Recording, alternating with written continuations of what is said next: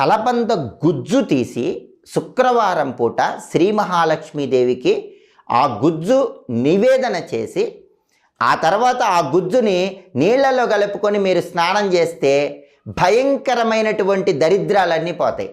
అష్టదరిద్రాలు పోయి అష్టైశ్వర్యాలు కలగాలంటే శుక్రవారం ఒక అద్భుతమైన పరిహారం పాటించాలి. అదే కలబంద గుజ్జు పరిహారం. అది కూడా ఎప్పుడు చేయాలి? శుక్రవారం సాయంకాలం ప్రదోష కాలంలో చేయాలి. ప్రదోష కాలం అంటే సూర్యాస్తమయానికి ముందు వచ్చేటటువంటి 24 నిమిషాల కాలాన్ని ప్రదోష కాలం అంటారు. ఆ ప్రదోష కాలంలో మీరేం చేయాలి? కలబంద గుజ్జు తీసుకోవాలి, లక్ష్మీదేవికి నైవేద్యం పెట్టాలి.